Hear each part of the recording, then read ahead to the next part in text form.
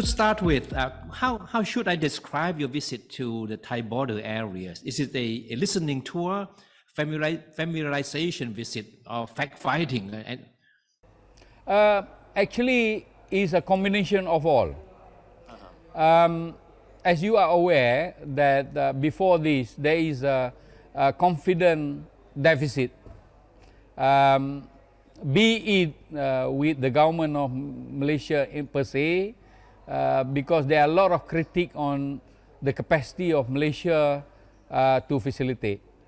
And also from the faction. When I took over the post, the first thing that I have done is to understand what actually the issues. I've done my visit and discussion to all the BRN members, Pulo, Mara, everybody who live in Malaysia. So it's only fair that I must come and visit, see everybody in southern Thailand. So I've done that for the past 3 days. I've seen so many people, and to answer your question is to build confidence. I have seen the aura of positive aura from everybody, from academia to the people in the street. This morning, I went to have a visit at the marketplace, and I have roti at one of the stall, and everybody seems to know me and seems to be very happy with the visit. I see. As you have been saying that you are quite optimistic of the peace process, how about people on the ground that you have been meeting the past 3 days? Are they as confident or optimistic as you are? I should say that it's more than 50% saw that there is light at the end of the tunnel. And this percentage keep on moving up. What we need, I use the term we, means everybody, is to understand actually what the panel is doing, what is the facilitator is doing. Are we doing the right thing? Are we moving forward to a point where at the end of the day we will sign the peace accord?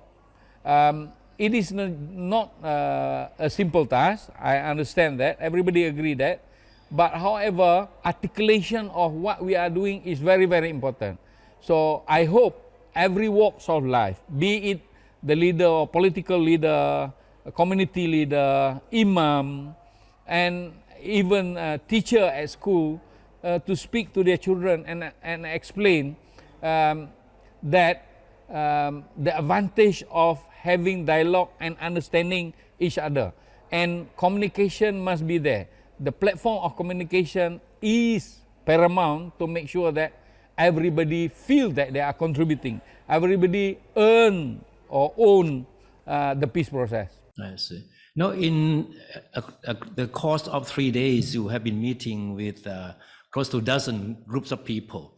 I mean, the Muslim, the Buddhist communities, officials, NGOs, academias. So what do you think is the most important feedback you get from these people? And how useful is it to the peace process?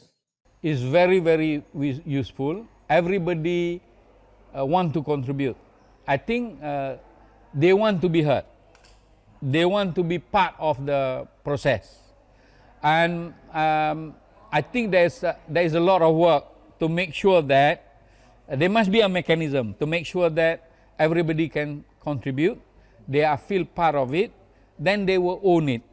So I think it is not only the role of the facilitator, both parties and everybody have got to do that work.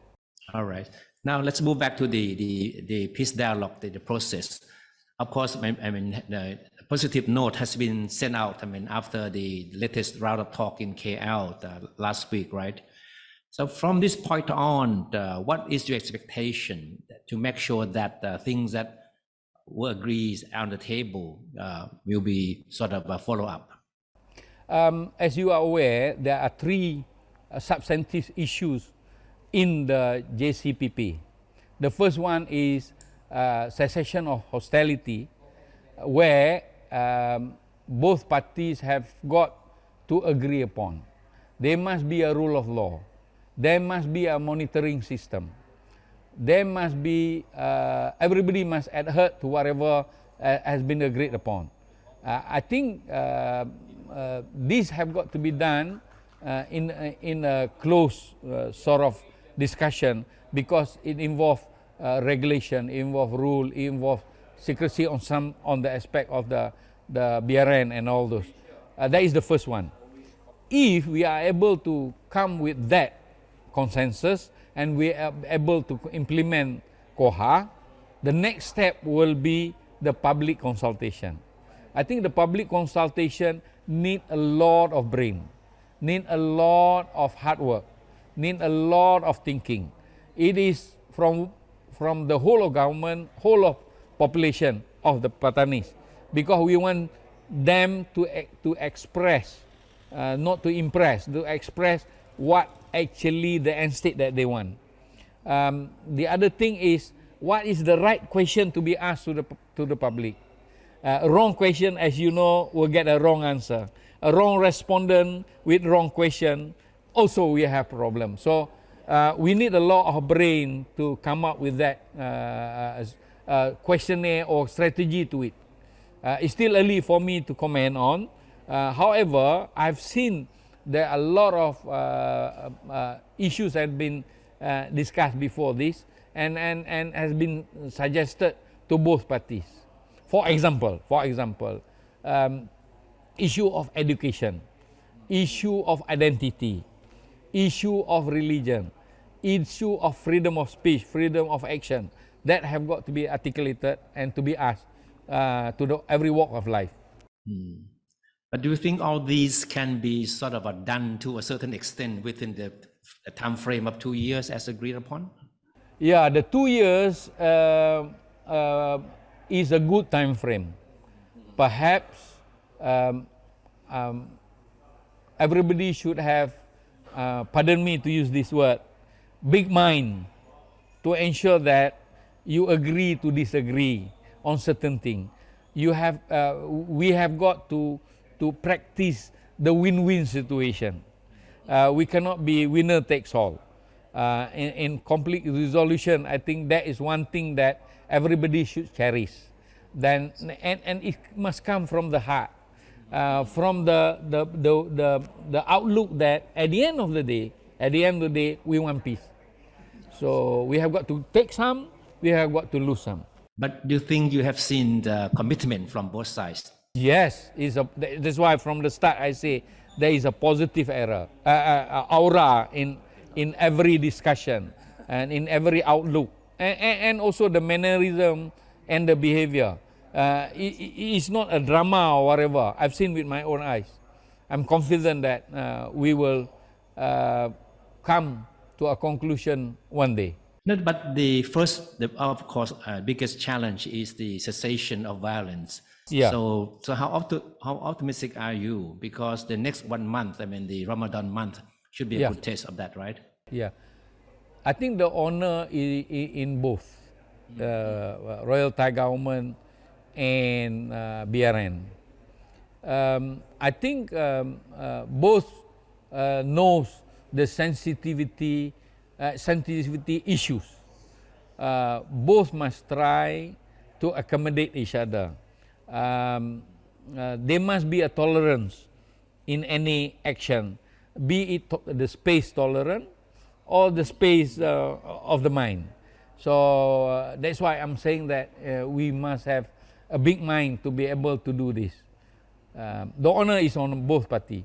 I can only facilitate. I have no power. I don't feel that I need the power to do to mediate that. Yeah, please. Now, one of the outcomes from the dialogue in KL was the agreement by the BRN to include other groups in the future dialogue. So what are the other groups that will be included, and how this will be arranged so that there will be inclusivity for the future dialogue? As you are aware that Prime Minister Anwar did mention that inclusivity is one of the major agenda as a facilitator. Now, I have spoken to BRN member, and they have agreed to allow other group to come in. However, the number and how it is going to be done yet to be discussed in detail, because the first hurdle or the first goal for me is to make sure that both parties agree to JCPP. That is the key. That is the roadmap to the next action. So I think in quick time, I will be able to speak to them and to get some decision on it. But I'm optimistic they will say yes, and I'm confident that they will say yes. But how many, how, yet to be discussed in later. No, one question that is on the mind of many Thai people is that how much control do the BRN delegates that take part in the peace dialogue have on the people on the ground in the southern provinces? Because whatever you agree on the table, I mean, it's fine, it's good to have an agreement, but it's the situation on the ground that will sort of will be the test of the whatever that is agreed on. Right? Learning from Mindanao, learning from Aceh, easier said than done. It's not easy to control people on the ground. Sometimes there is break of communication, sometimes misunderstanding, and sometimes emotion overrule the instruction. However, BRN, I've spoken to BRN, asking them to speak to the people to tell what is the agenda. I think if they understand what is the roadmap, what is ahead, violence can be stopped. And I also have spoken to General Wan Lop to make sure that both parties reciprocate action, that to give confidence. And I think for BRN members, it is an acquired sort of capacity. It's not just simple as when you give instruction, they stop. Yeah. So what do you expect to see as a result from the first round of the technical level meeting? Yeah, we plan this month to have a technical meeting. Hopefully, at least we can clear Koha. If we are able to clear Koha, we will do the next step. But to be able to clear Koha, we need a cooling off period.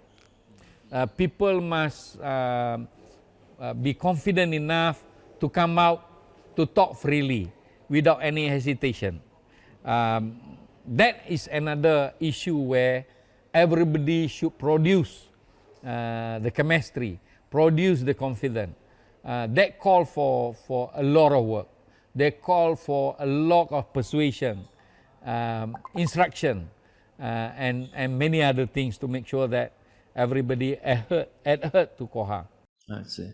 So for the time being, Malaysia is playing the role of facilitator, but there have been calls by some quarters for Malaysia, I mean, to move up and from the role of facilitator to become mediator. Do you see that possibility? Yeah, I know it is half academic, half practical question to it.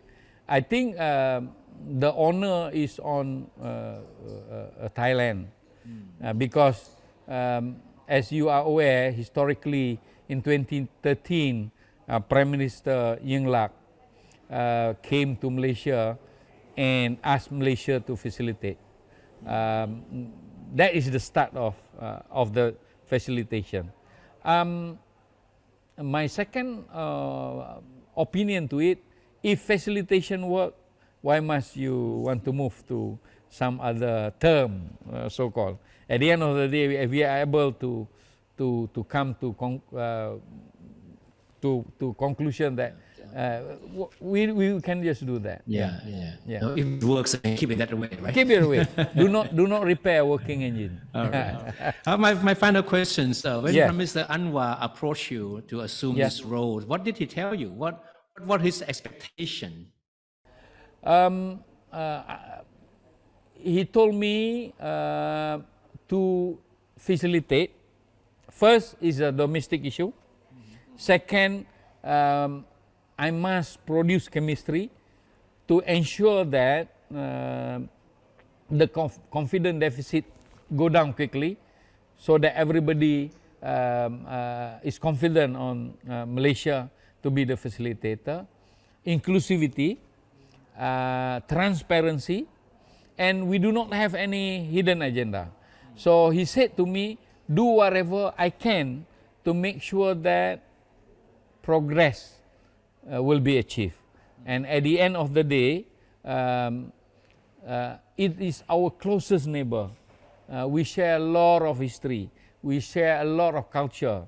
So let us work together to make sure that situation will get better and peace forever.